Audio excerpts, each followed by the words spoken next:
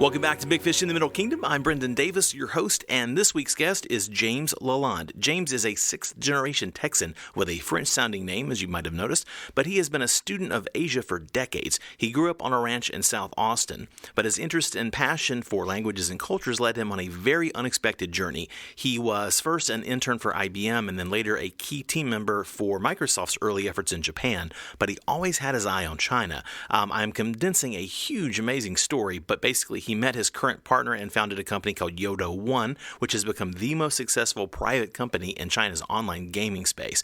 The story of Yodo One is a podcast into itself, but there's a lot more to discuss here, including James and his partner's new venture Yoli, which is the leading on-demand language learning app on WeChat. It's kind of the Uber or Lyft of language learning.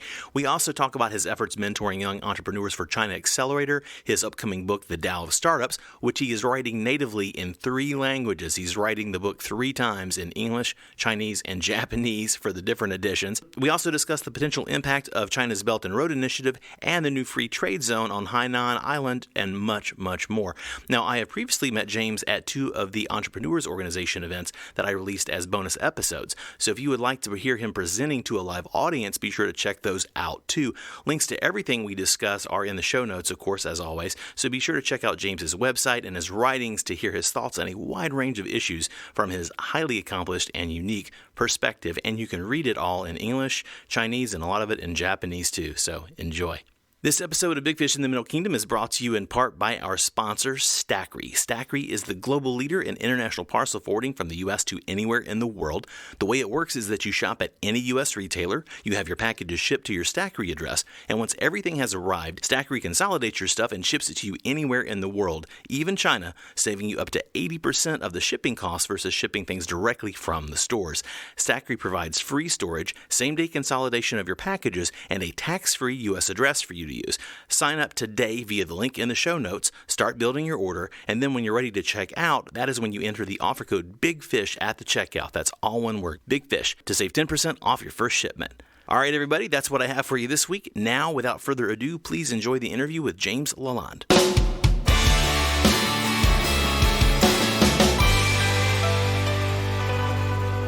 So I am here with James LaLonde. How are you, James? Hey, good to be with you, Brendan. Very glad to have you here. We were just chatting before I hit record about your name.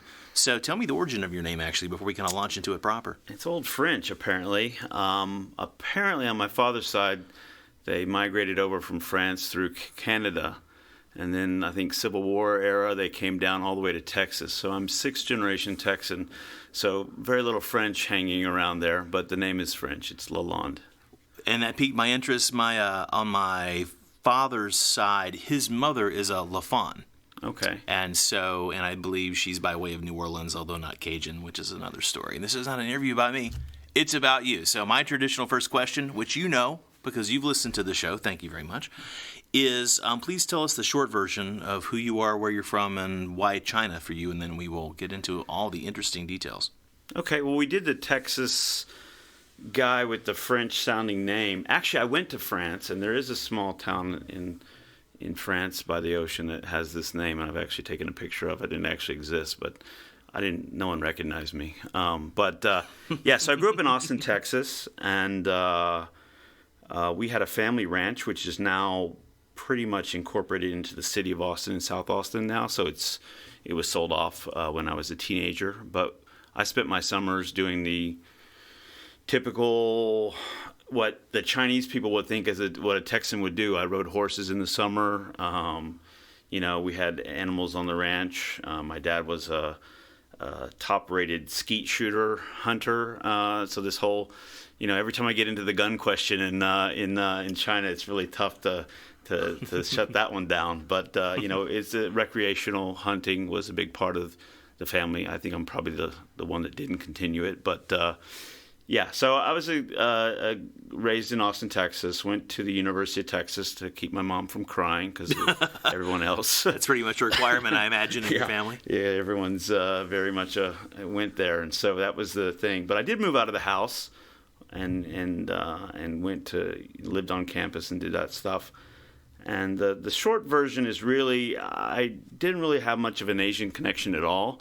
until I was an economics major and had to take a foreign language 2 years as part of my requirement because it was a Bachelor of Arts. So everyone was taking Spanish because we're Texas, next door Spanish is Mexico. So I said, well, it's the time I was going to college, Japan was taking over the world. Right. This is a while ago.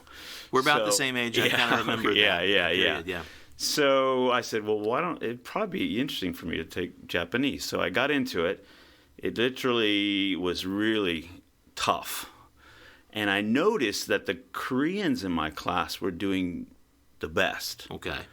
I found out later it's grammatically similar. And so I started studying with them because I didn't want to. I like to, when I do something, I like to do it well. So I started studying with them, got to know them.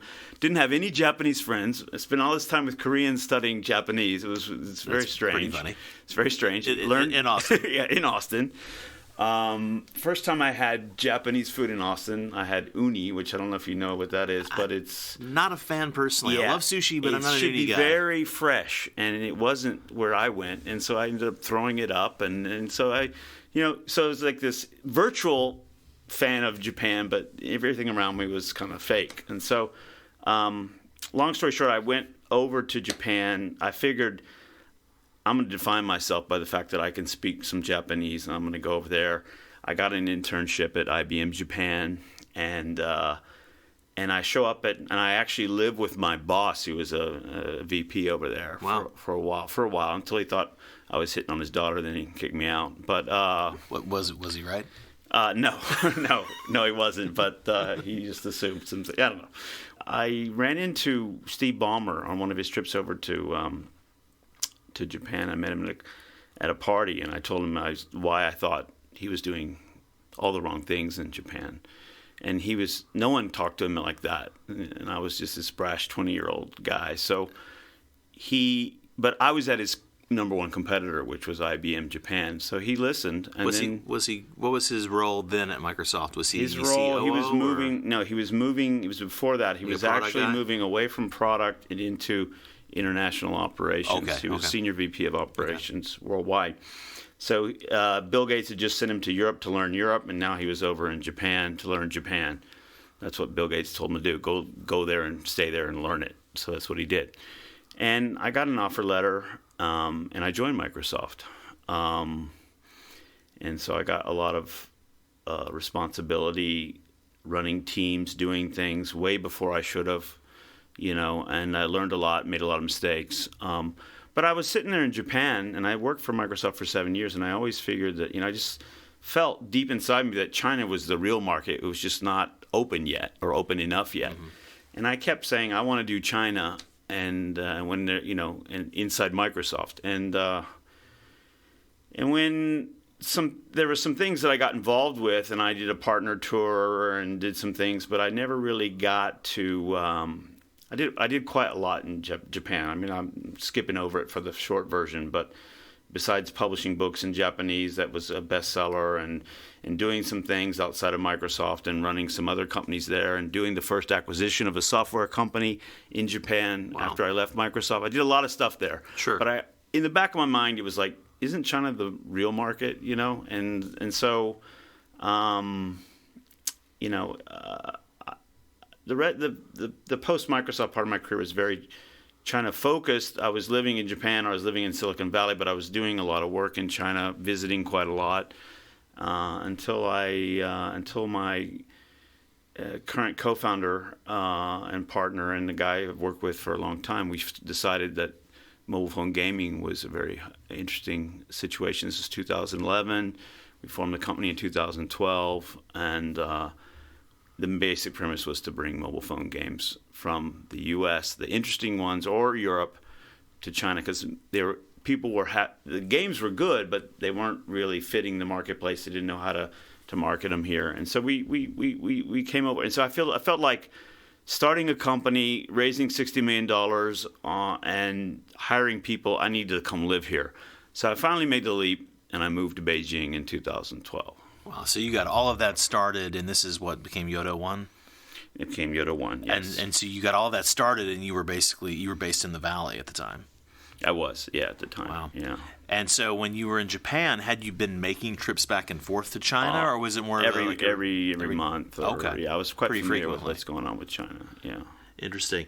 So what was your experience? Did you have gaming experience before this, or was that just an interest, or were you just kind of, aware of the market and seeing I'm a big reader of books. Mm-hmm. I like reading books, and it goes back to Texas. When I was young, my parents all had, there was a big scare around the FDR time with this whole thing of polio, and there was this wives' tale, or maybe it was real, or I don't know. The disease has been cured now, but being out in the hot part of the day was how people got polio, according to my mother and her mother. So we got forced to come inside for 2 hours every day after lunch, and we didn't have anything to do. We got put in our rooms, so we read books. So I became a voracious reader from the age of 7, whatever. And so I like games, but I always worried I'd get addicted to them. But my co-founding partner is a very big gamer, and so I saw the business angle to it, and he really saw the creative side to it. And so we became, for that reason, I think we were a good partnership. And I mean, I know the stats, and I will put links in the show notes to everything that's relevant that you would like to include, of course. But could you just kind of summarize the success? I mean, Yoda 1 has been just this, frankly, a phenomenal success here. So can you kind of summarize for the audience that story? Well, it kind of embodies the way startups, kind of grow and evolve. So the original premise was bringing games over. There's a lot of games that were just, it was at the time we started Yoda 1, I think China was probably the number 10 or number 11 revenue-wise game market in the world. But we saw it going to number 1 fairly quickly. So we were going to be the place where all the indie developers and all the people with the interesting and cool games would come to get their games published and marketed properly in China so they would monetize. Because we had heard lots of stories of people coming here. Yeah, we put our app on the Chinese App Store, but we only did $20,000 of business in the whole year. And we were and so our model was, how do we get you to 200,000 or 2 million a month, that kind of revenue, right. And so we started off doing that, and that went really well. And then, what we started doing our own games and licensing IP, because we found out, because of our model, we had to pick the games that were going to be successful. If we picked a dog, then our costs exceeded our profits because we had a rev share. And so we got really good at picking games and then knowing what to change on the games to make them palatable to the market.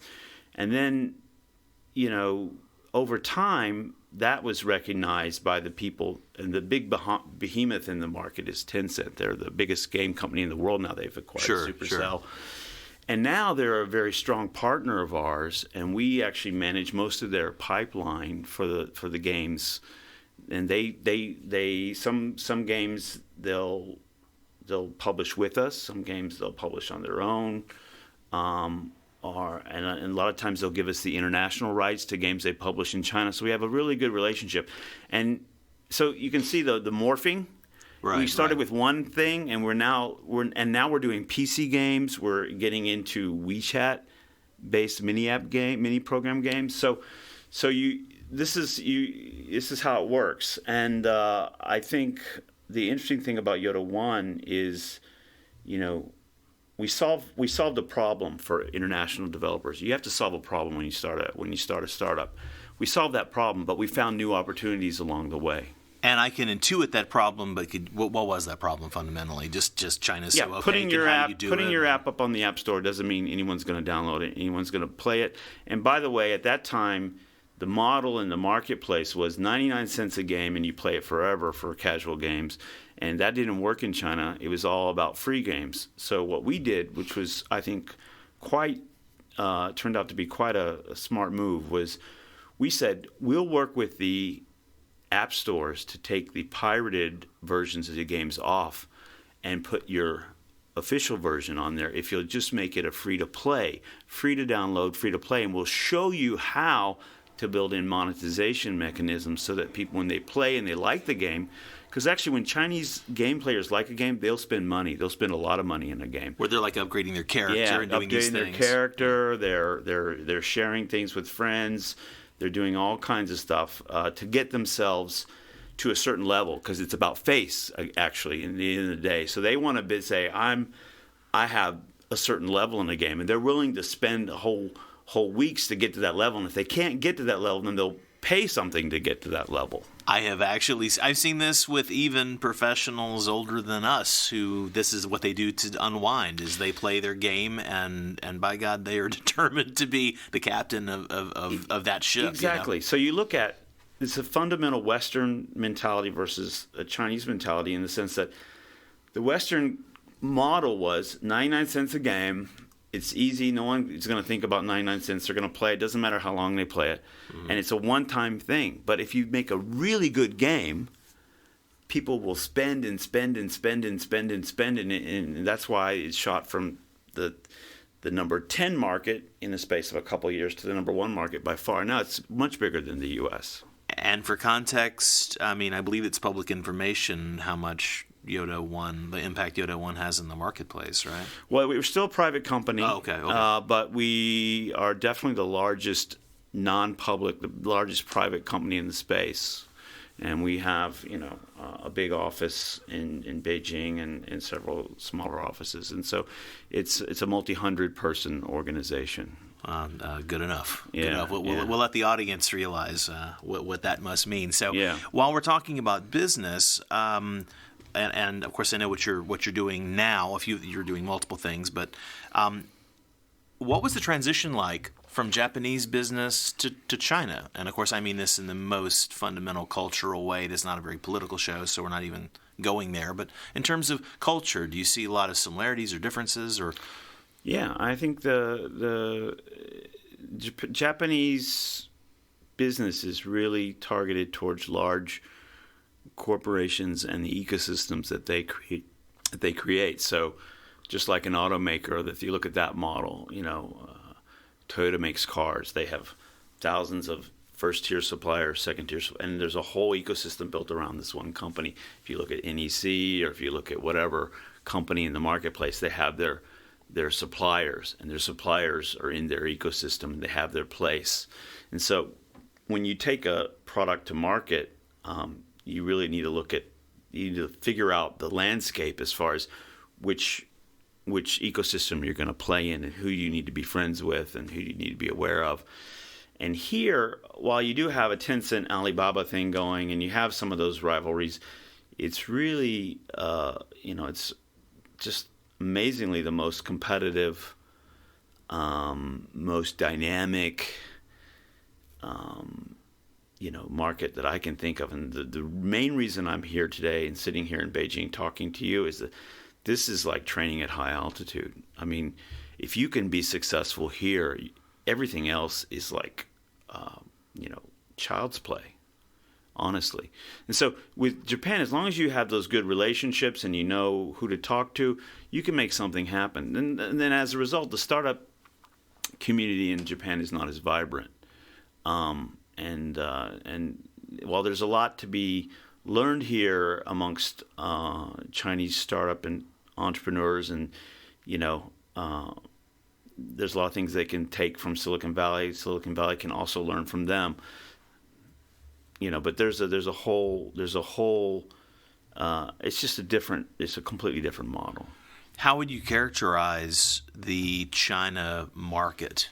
And that's a huge, giant general question, but that's on purpose because I want to actually drill down from there depending on what you say. How do you summarize the China market to outsiders who are legitimate business people and are curious to try to get into this market somehow?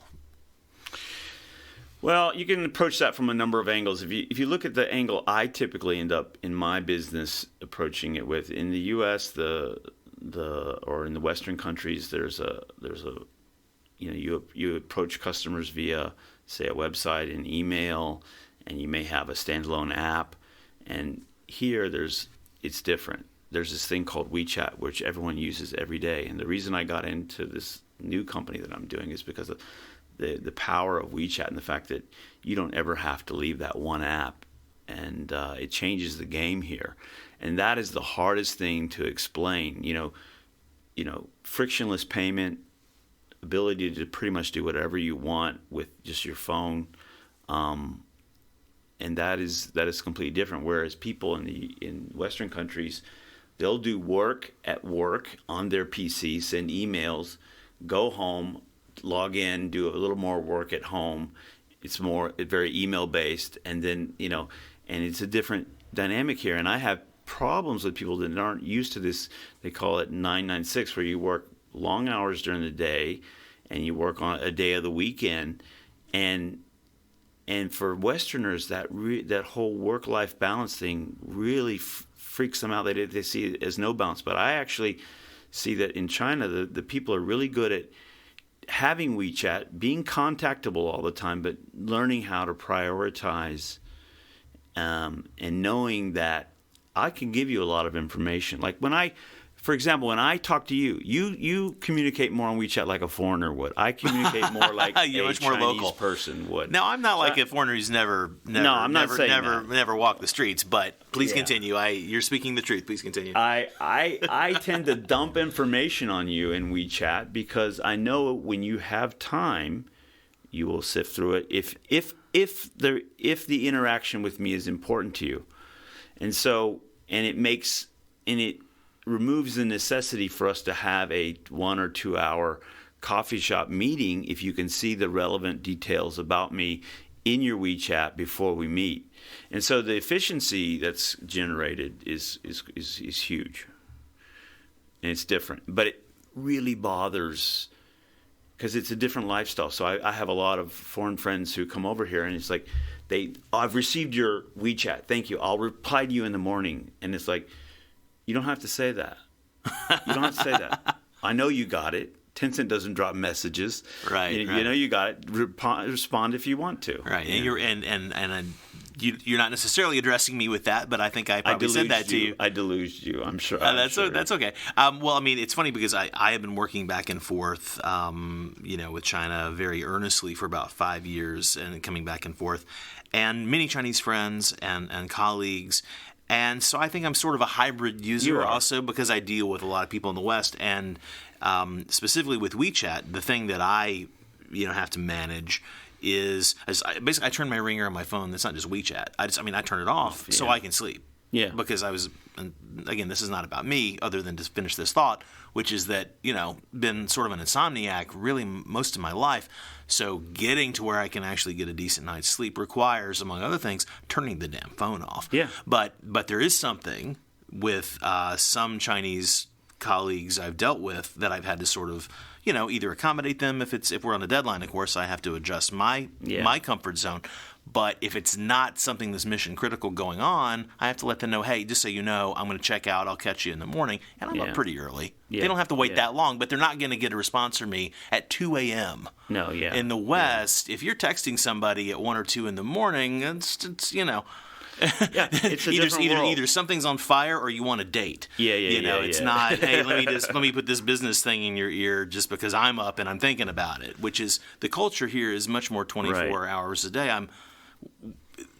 People often are blown away by when they realize how hard Chinese people work and the schedule, the hours, and how people are so much more engaged around the clock, and weekends are sort of a vague concept. Kind of always on, but the thing is, I actually personally I don't think you do good work when you're multitasking. I could not agree more.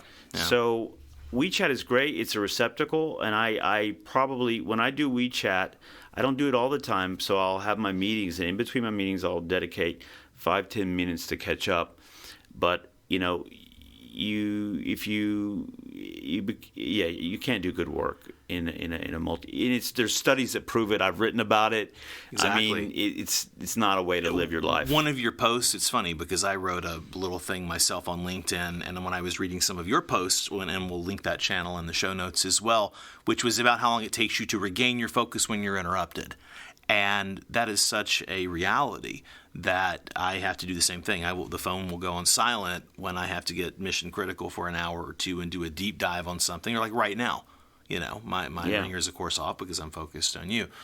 But speaking of the ubiquitous WeChat in everyone's lives, tell us about Yoli and where the idea came from specifically. Yeah. So the flip side I do think that you need to manage your WeChat life, and I think it's possible. I think I do it pretty well, but at the same time, it brings you a lot of flexibility. So, Yoli, the idea was, I was sitting there at Yoda One doing what we do in a startup, trying to conquer our space, and I realized my whole life had become WeChat, and it had nothing to do with games, because at that time there were no games in WeChat, but everything else, my communications, my business communications, everything I did, said, talked about, worked about, was all being conducted in this medium of WeChat. So, and then I looked at, Didi Dache, which is the Chinese equivalent of Uber and so forth, and Lyft. So I said, why couldn't you have a model like that, where people who need to know something, need to learn something from people that are not anywhere near them, why couldn't you do that model? And so I had a kind of just thought a good think about it. And then we looked at a number of industries, because I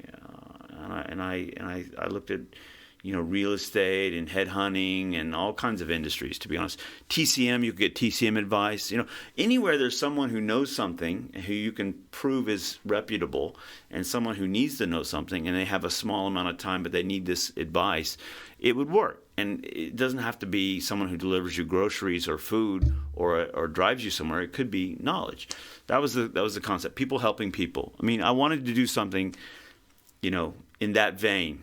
Because, to be honest with you, I'm not so sure sometimes that I think games are useful as far as helping your decision-making skills, and there's some benefits there, but playing games, I guess everything in moderation, but playing games, I'm not sure it's not in the same category as curing cancer, it's not, it's not. I don't think most people would argue with you on that, yeah. So I wanted to, do that. So then, the English market's quite huge, it's quite fragmented.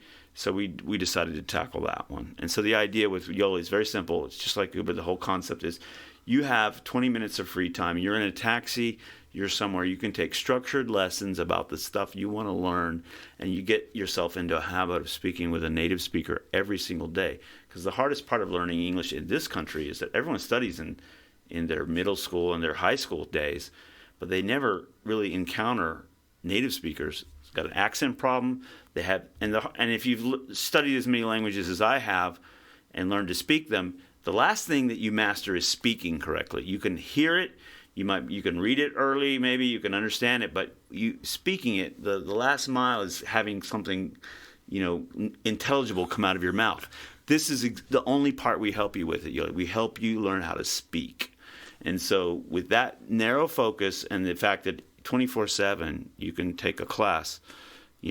And I'm not going to plug myself, but I think I forced you to take a Mandarin class. I was going to say you gave me the opportunity. I'll say it that way. I'll take those lemons and turn them into some lemonade.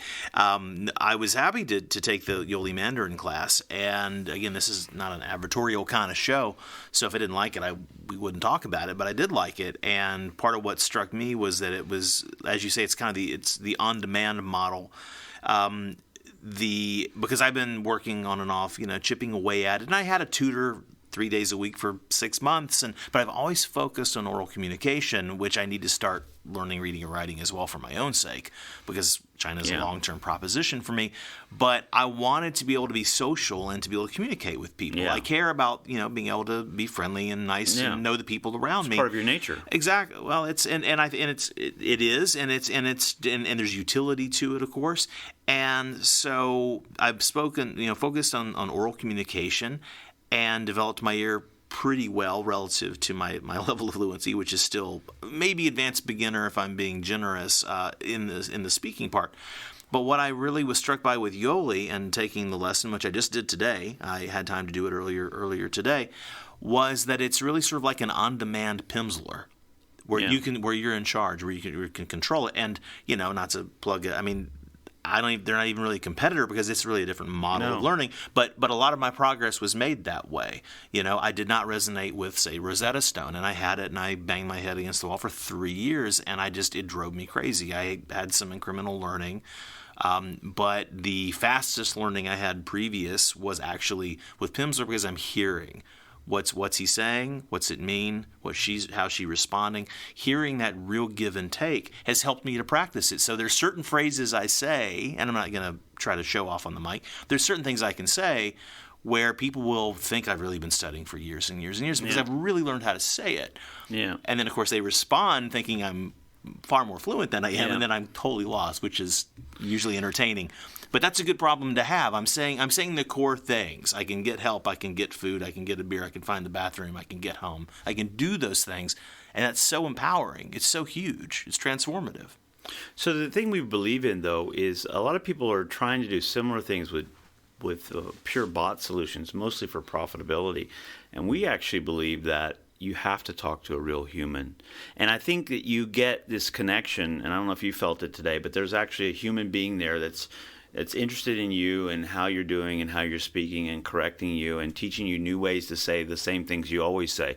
So you might learn a different way to say excuse me or thank you or whatever. And so you're actually and so our big challenge was, and the one that's really fueling our growth now at Yoli, is that we're the only platform in China that can, and we partner now, so we can provide on-demand teachers to anyone, actually. And we have several partners who private label our service or rebrand it or joint brand it with us.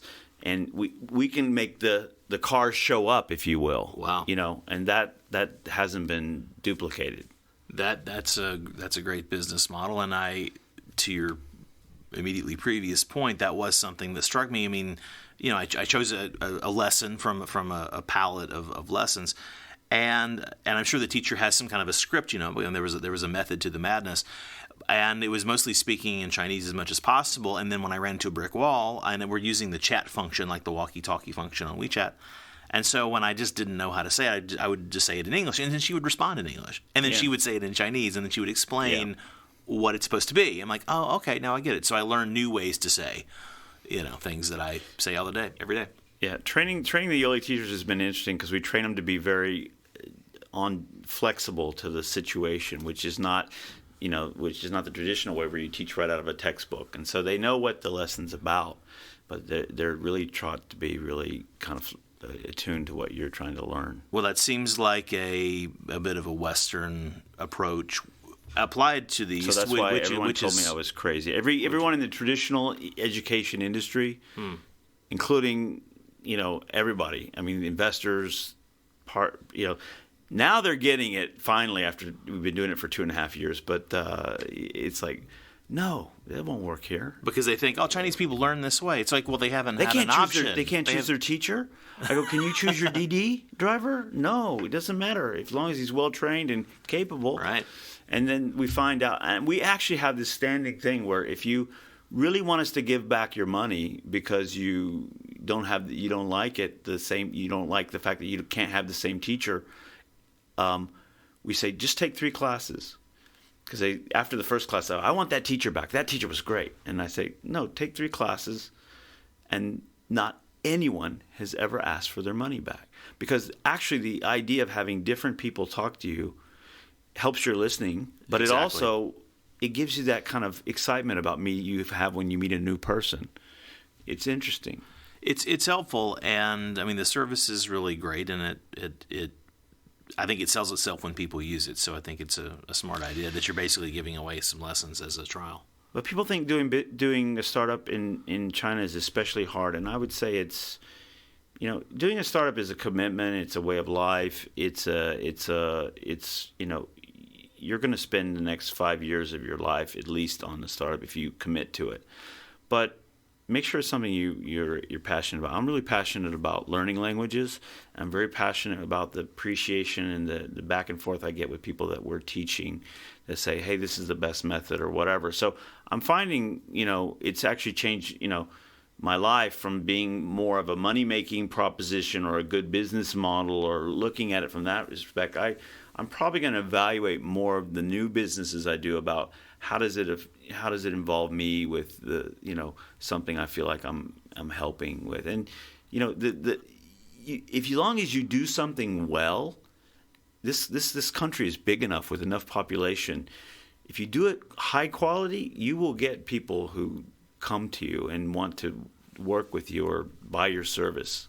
Well, I especially want to follow up on that as a segue into talking about mentoring, which I know you do a lot of mentoring with China Accelerator, specifically helping fledgling startups or startups who are at an inflection point to go to that next level and to be successful. And I also, of course, I'm aware of your book that you have written that's coming out soon, The Tao of Startups. So could you talk about that? What are some of these impulses that you have toward mentorship specifically, and then how that finds its root in startups and helping other people to do what you have now successfully done several times over?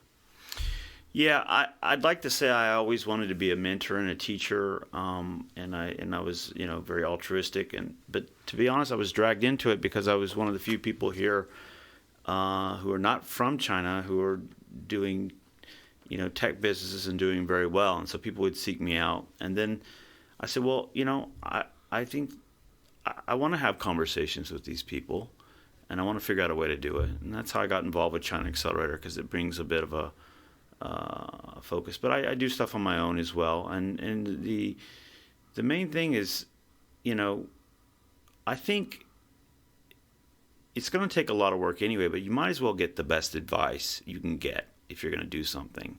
Seek it out, and it's not all on the internet. I mean, it's probably there, but talk to someone, talk to people. And so there's 10 key things that I think it's 11 actually, that I boiled down. So the book has 11 chapters, and I've done the speech enough around Beijing and around the world where I kind of see these things as being issues that entrepreneurs come across. And I'm not going to say them in order, but first of all, you've got to be able to explain what you do. You need to have an elevator pitch. You really got to get that down. You got to practice it. You got to video it. You got to tape it. You got to time it. You got to do that stuff. Don't assume you know how to pitch it, because usually the person on the other end of the conversation doesn't even know. You're too close to your product, so you skip over things, or you get nervous or whatever. But the biggest issue I've found in just doing this for the last 2 years is that there's a lot of people that have a good idea and want to do a startup. And I think a lot of young people these days, unlike my generation, startups are kind of a thing that people do now. Right. Young people, not all, but quite a lot of them want to do a startup. Even if that's not their jam, they know people or have friends who do it. They see it it's all they around. see it every day, right? So, but there's a lot of people who are all by themselves with this idea and want to do a startup by themselves, and I just don't see. I firmly don't believe it. You do. A one-person startup is a craftsman, or it's an actor or a painter or someone who builds something, wooden guitars, very beautifully handcrafted. That's a one-person startup. To do a startup, you need a team, and teams start with 2 people, and so I think you really need to have a team. And so I tell people, and I ask them really hard questions like, if you think this is such a great idea, first, why can't you explain it to me in less than a minute? And why hasn't anyone quit their job to help you do this? To be honest. Yeah, because there's someone, you don't have anyone else that wants to join you in this adventure, Right. Yeah, that seems like that would be an important tell. What are some of the other critical things that you look at when you're sort of, assessing whether a startup is viable? Yeah, well, the viable word that you just came out of your mouth is a key one. So I really believe in the minimum viable product concept, the idea that you need to get it out there. So you need to sit down and think about, okay, and this is exactly what we did with Yoli. What would our product look like? What could we charge money for? And, what would be the version 1 of our product? And how do we get there?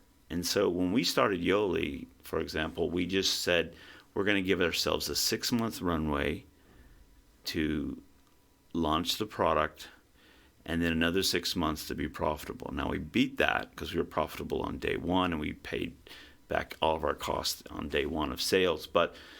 And we got the product out in 5.5 months. So we did that. But the idea is, when you do a startup, set yourself a finite timeline. If your idea doesn't get to an MVP that you can sell to people by a certain period of time, please stop. Don't do it. Do something else. Your life is short. You can pivot, but make sure, because I lived in Silicon Valley and I saw this certain type of people who were moving from one startup that never exited to another startup to another startup. And there's this migration from one startup to the next startup. And they had perfect resumes for startups, but they never took an idea to fruition. And they never built a business about it, around it. And I think, be honest with yourself. And doing a startup is going to make you honest with yourself. I've had situations where my co-founders, they don't have money to eat on, to pay their rent. We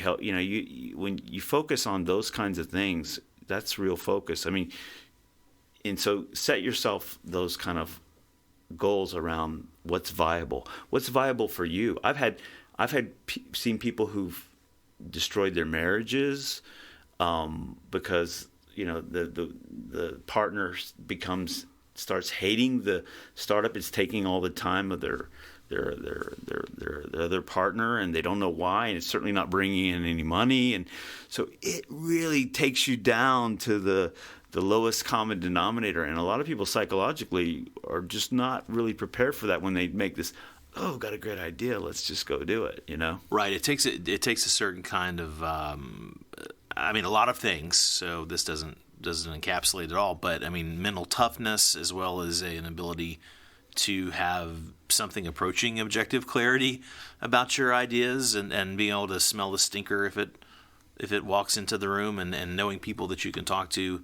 who will keep you from going in the ditch or help you get out of the ditch. I'm sure it's probably too granular to get into a lot of specifics, but are there a few things that you look at in terms of viability? Is there like a top 3 or top 5 or a handful of things that I pop think in your brain? it's a state of mind. There's a reason. I'm a big history buff. I believe that mankind tends to repeat a lot of the things over and over again. And if you know history well, you have a pretty good chance of maybe predicting the future a little bit, at least a few years out.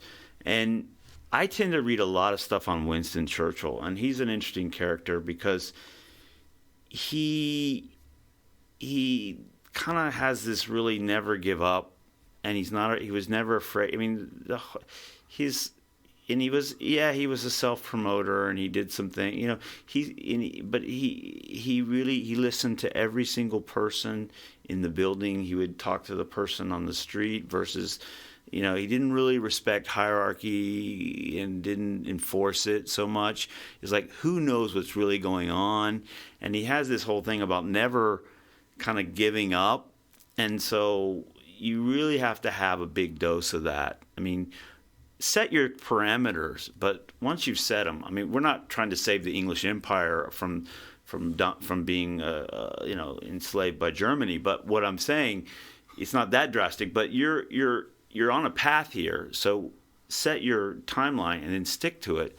And no matter what comes at you, and a lot of stuff's going to come at you, stick to it, be open-minded, and get through it. And so, when I think, wow, because you're going to go through these weeks where everything goes wrong.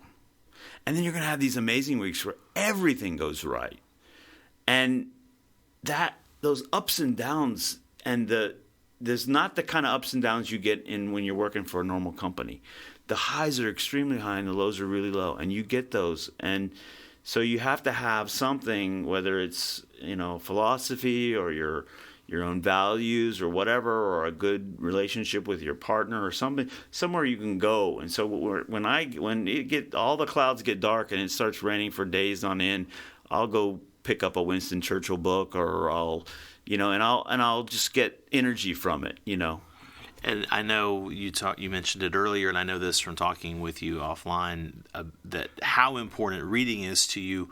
What is the value? What has been the value for you in writing, specifically in writing in multiple languages? Are there linguistic things that you have learned that have bigger lessons in terms of morality or how to approach problem solving, between Japanese, Chinese, English, things like that?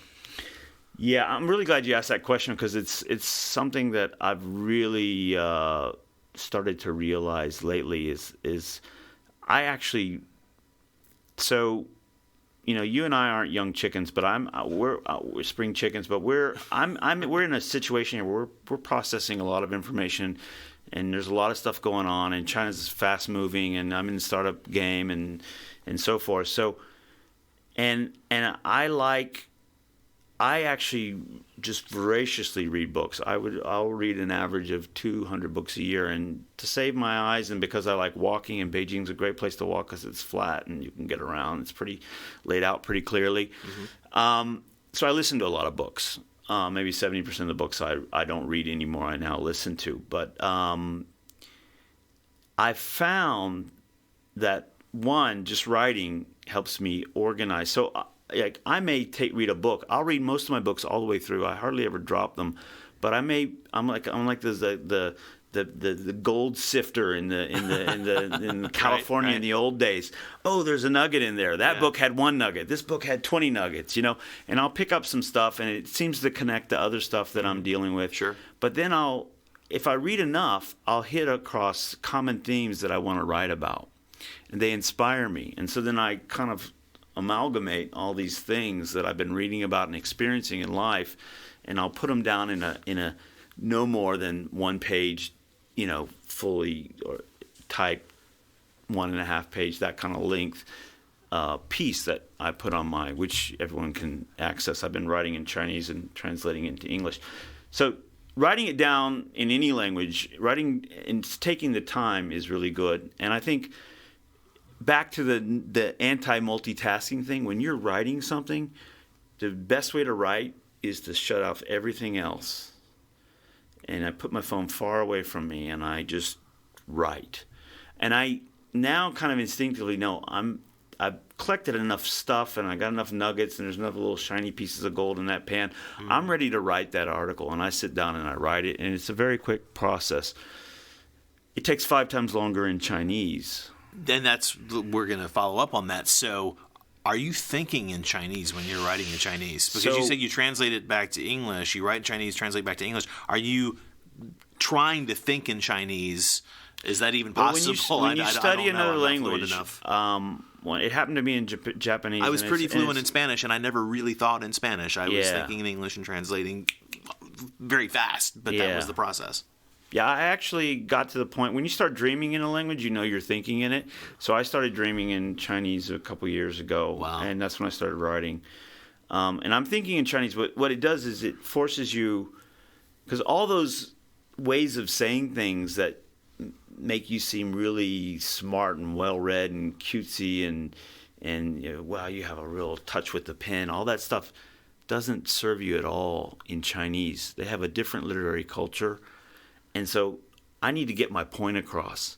So that's the challenge that I like. How do I get my point across that an actual Chinese person will want to finish this article in Chinese and not want to throw up and not click it off and not delete it or whatever? And that's the challenge that I get really revved up about. So then I write it, and then I don't, so so I find out it helps my English writing, because I have to go at it I like a surgeon with this I make these really nice cuts, and I get rid of all the excess mess that comes with my heritage of growing up in the U.S., that all this stuff of the way of saying things, none of that is useful for me. There was a WeChat. There was a group WeChat with a few people I'm setting a meeting for next week, and one is a fluent speaker, although she's American-born Chinese. And the chat was in English, but there was one little phrase she put in there in Chinese characters that I translated, And the specifics aren't important for this conversation, but it was beautiful, and it's so summarized in 4 characters. This big concept that we were trying to get our heads around. It had to do with the mutually beneficial affinity of meeting and relationships and cooperation, and it was like 4 characters, and it was fantastic. It was so amazing, and it made me really wish. Oh gosh, I wish I could think this way. I wish I could write this way, because it's all there. The characters are amazing. So I learned all the characters when I was studying Japanese, and so I had them when I came. So it made that part I didn't have to work so hard on, because I'd already put in the hard work when I was there. But the characters have so much meaning packed into them, and there's such an art to the way they can be arranged and played with, that I know it takes a lot of time to get up to speed on them, but if you master them, wow, that's like someone gave you a saber light sword, and you can kill all the demons. It's amazing. I am hugely respectful, envious, jealous, whatever the appropriate way to say it is. Did you develop this skill in Japanese previously? Yeah, I did. Were you also, is that where it started, or do you have a language pre-Japanese that? I did Spanish first, because it was in my. It's in your wheelhouse. It was in the air. You're on the border. It was in the air. It was always being spoken. Sure. And hablo español un poquito. Yeah, I definitely can understand. You said and I can speak it, but. I don't do it in a public forum now these days, but I'm quite a good Spanish listener. Excellent. And when I go back into a Spanish country, it takes me about 2 days before I'm just before you're back in it. Yeah. But so you were Spanish and Japanese and then Chinese, reading, writing, and then translating, and so. You appreciated the question, which kind of occurred to me in the moment, actually. I guess I thought about it a bit in preparing, but how has that shaped your thinking, being able to, it seems like you're playing like 4-dimensional chess now somehow, maybe linguistically. Yeah, I've benefited hugely, because if I'm speaking Japanese, I'm intrinsically more polite. Why? Because the way they speak and the whole culture is about how this kind of, some people may call it superficial or whatever, but it's actually their cultural, it's the way they interact with each other. You have to be polite in Japanese. You don't have a choice. You can be very direct in other languages, and Chinese, I've found, are very direct when they use the English. They found new freedom to be very direct about all kinds of things. I've noticed that too, and sometimes it's written on their clothing. Things I wouldn't say to Alice Cooper. Well, he's a nice guy anyway. Yeah. So that's a really interesting thing. But I think it's the door to a new world. So I've got doors to those. This Spanish world, this Japanese world, and this Chinese world that I wouldn't have. And, as much as you think, you can parse it through English. I mean, I've written about this in my articles, but you need to speak to people in their local language, and you need to not play the language wars, which they like to do here. In Japan, it's interesting. They'll speak to you in Japanese, and if you can't do Japanese, then they'll try, if they know some English, they'll speak to you in that. But in Americans, they'll speak to you in English, and if you can't speak English, they'll go, huh? What? You can't speak English? But here they actually really try to speak to you in English, and I say, and so I used to go, why do they do that? And now I'm much more practical about it, but it's eventually we drift into Chinese because it makes a lot of sense. Absolutely. And so obviously I haven't read your book. It doesn't come. What is the street date again on the Tao of Startups? When does it release? I'm targeting a June release. And is there anything from writing that book that maybe summarizes or encapsulates a lot of these areas, whether it's language and culture and business? Is there anything you learned in the process of reading, writing, researching that book that reoriented your thinking? Is there anything that was like a giant revelation that you're taking forward with you now? Yeah, just prior to coming over here, I had a meeting with a person I'm mentoring, and he's a Chinese person, and he's doing a HR tech type thing. We're using AI to try to make the recruiting process more efficient, because it's terribly inefficient these days, and so forth. And what I found in doing this book is that the problems that entrepreneurs face are universal. He's like, well, we just can't focus on one thing. Focus is a big thing for startups. He was saying things like, we're getting all our money from this, but we really want to be doing this. And it's kind of taken our business off in a different direction that we originally thought. And is that a good thing? And so, and then, all the issues are the same. So the reason I want to actually write the book, and in all three languages that I write in, which are English, Japanese, and Chinese, is that I want to make sure the local entrepreneurs get the full benefit of what I'm writing, and not have, and I don't want anyone else to translate my English book for me. So you're writing the same book 3 times? Yeah. Wow.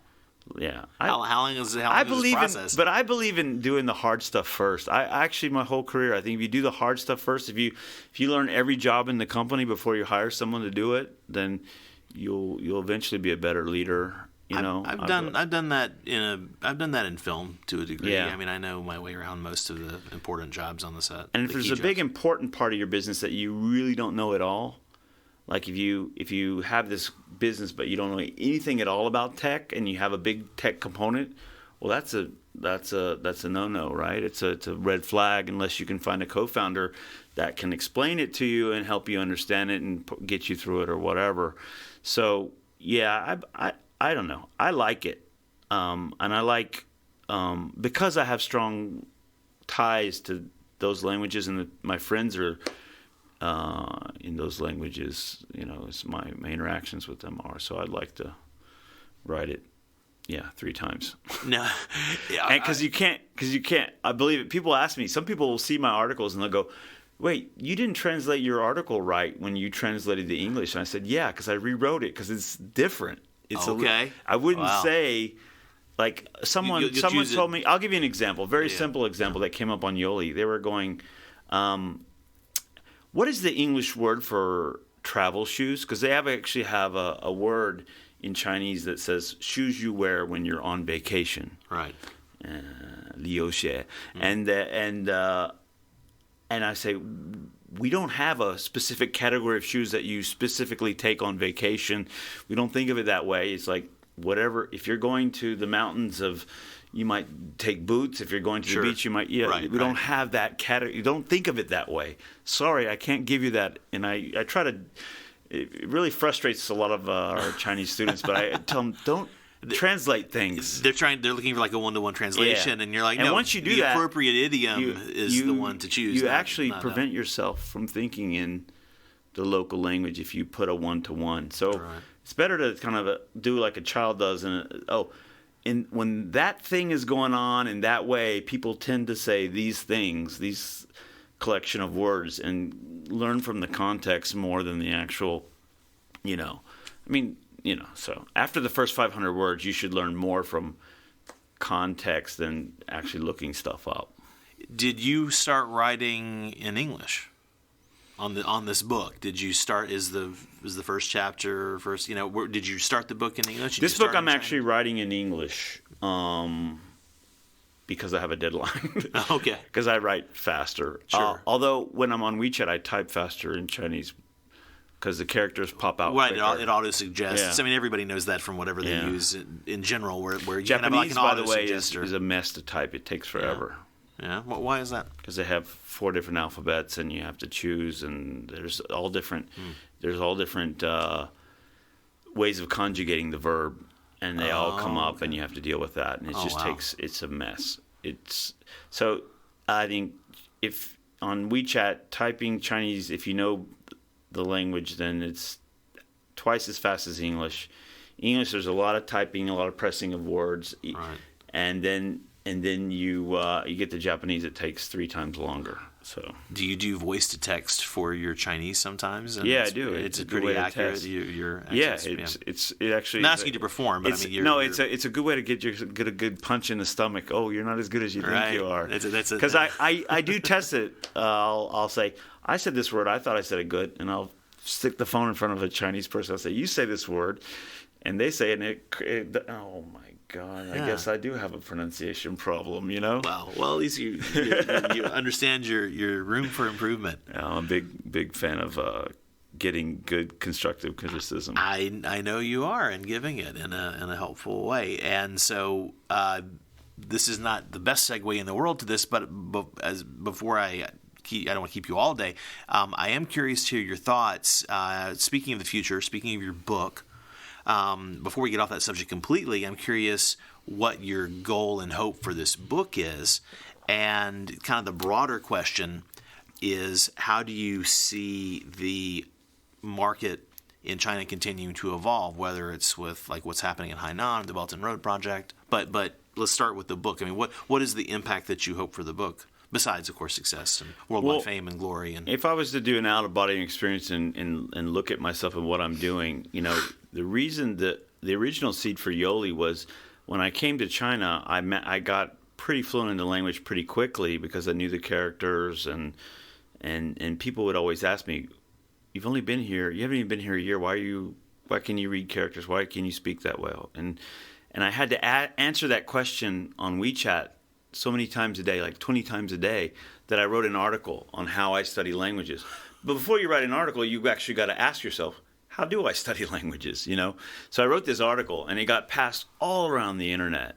And people asked me if they could republish it, and so I went, okay, there's something there. So that was why maybe Yoli ended up being an English platform, even though I never taught it professionally. So I think teaching is the final pinnacle of learning something. So you can read about it, watch a video on it, then you can do it, try to do it, fail, make some mistakes, learn, get good at it, be well known as good at it, and then can you teach other people about it? That's kind of so I'm saying, well, I've done startups for a while now, so maybe it's time I'm able to write it down and teach. And I don't have honestly enough time to go out, and I do a lot of public speaking and do a lot of seminars, workshops, actually physical workshops with 10, 20 people, very hands-on. I like doing that, but I think it just was time. So that's why I'm really doing that now. So that's the answer to the first part of your question. Putting all the knowledge in a shareable form. More of a shareable, consumable form. Yeah. Yeah, that makes a lot of sense. In terms of, it's a whole other, we could do an entire podcast just on the startups, and so I think we've covered a lot of the basics so far on that. But in terms of industries, in terms of established industries, let's switch the focus to that. Because, of course, there was the recent, as we record this, there was the fairly recent, within the last several weeks, there was the big event in Hainan and opening that up and announcing it being this new free trade port. And what do you see maybe as sort of what does that signify to you maybe? Let's start there. Yeah, I'm starting to get this reputation is I was the guy who was building these apps on WeChat before anyone else was, and people thought I was crazy now. And then last year, people thought I was crazy about Hainan. But I had actually done, as I said, the hard stuff first. I went around so for Yodo 1, we were making money, and we wanted to look at ways we could reduce our tax exposure, because a lot of our revenue was from now overseas publishing rights that got pulled into China because we happened to be headquartered here. So I went to all the different special economic zones and listened to all their pitches, and I did the miles, right? Right. And then I noticed that there was these nice people in Hainan who they kept saying, "This is going to be big, and the government's really behind us." And I said, "Really? Tell me about that." And I started digging into it, and so and the Hainan thing is amazing because if you think about the location of the island, I wrote an article on this, but it's right out there in the South China Seas, and there's some dispute over some of those islands, right? And so all those territorial rights in the ocean are really are based on where Hainan is. Right. So and then you have the situation where you have Hong Kong and Macau, which are former colonies. So it's one country but two systems. What does two systems mean? It's not exactly 100% in the, you could say it's harder to control by the central government. So the central government sees, Hainan's in that beautiful shipping, one of the world's busiest shipping lanes. It's an island, deep water ports, and close to the mainland, right there, right in the middle of the South China Sea, where we have all this important, geopolitical need to be. Right. It's for people look at a map. I mean, it's significant. It's southwest of Hong Kong by a decent stretch. Yeah. If you look at the map, it's actually out there a bit. Yeah, it is. So then you look at that and you go, well, I'm always impressed with the Chinese government as far as looking at history and looking at how other countries have done something, and then taking that, really looking at it, thinking about it, and then coming up with their own plan that kind of takes it a step better. Whether it's riding the high-speed train in Japan versus coming here, they're quieter here, they're faster here. Okay. I will tell you that for sure. Nice. Same thing. So they're doing this, and the idea would be, they've just last week actually announced that there's going to be a new status. It's called. They're going to pilot this new type of status for a special economic zone. There's more than 20 of them in China. It's not a new concept. It's been around since the 70s. But this one says, okay, you can do things on this island that we don't allow on the. You can do free flow of money, trading. You can see Facebook and Twitter without a firewall. You can maybe open a casino if that happens. Who knows what it'll turn into be. But it's open to like internet businesses that don't have to worry about firewalls and things like this. And their biggest thing is just don't bring manufacturing, heavy industry, stuff. They have a nice environment. They have the cleanest air. Let's not screw that up. They have the cleanest air in China. So they want to keep it pretty, sustainable, green. But the idea is, and it's been a tourist hub. They're going to increase that. Right. So it's like if you look at the Singapores or the Dubais, they're tourist places, but they're also trade places. It's looking like they're trying to set up one of those. And if you look at the China that I came to when I first came here, my first trip here was 1994, and you take that time and you look at what their plan was and what they've accomplished, well, they have a pretty good track record. So if they've decided to do this with Hainan, I saw Pudong in Shanghai across the river from the Bund, and there was nothing there. I was there. There wasn't a giant airport that was like a spaceship? There was no tower. There was nothing. And so I can, so if that track record continues, it's probably going to be real. So I'm a big believer in it. I've moved some companies there. I'm helping some other friends get set up there. I think it's an interesting thing. Well, I'll have to talk to you more offline about this. Okay. Because I'm very curious for personal reasons that we don't need to get into the podcast. And in terms of, as we sort of are heading into the home stretch here, I guess a bit, I guess maybe it's crystal ball time. Just for you personally, what are you sort of seeing as the next, say 5 or so years? What would you say that the landscape looks like here? Maybe you want to tie your thoughts about the Belt and Road into this, or however that question strikes you. But I'm curious what you're looking at, what you're thinking about. Well, I think it's the time is starting to change from where China has pulled out its notebook and taken notes and studied the entire world and tried to build this new China. And I think what you're going to see is a lot of countries and companies looking at how things are done here, whether it's how payments are done or how e-commerce is done or how cars are built or how trains are built or whatever. And I think I just finished a book that it was about the Marshall Plan. And, it's amazing with reading the book, and it was a huge book, but, France and in the UK and in Germany and all the other countries and all the they're so focused on what they want to accomplish for their own country, and they're all in this really small area compared to America or China, and they're all very national focused, right? And so it's hard to get those cats to cooperate, and China's got an interesting thing with the Belt and Road. They're saying, look, this is not something we thought up. Human beings have been trading across these maritime and overland paths for thousands of years, right. Actually. Yeah, these routes are there, and so let's just leverage this infrastructure. So train infrastructure, road infrastructure, and the ports. When I was in Sri Lanka, a Christmas and a year before last, there was a big Chinese ship in the water digging the port out so that it's deeper. Okay. And it was being paid for by China. And China's got an interesting way of doing its, whereas the way we went in after World War II and tried to create the next world order, as Americans, we had a good purpose, I think, and we tried to do some good stuff. But I think with, right now, the concept of Belt and Road is, look, we're going to build the road. We're going to make it easy to trade.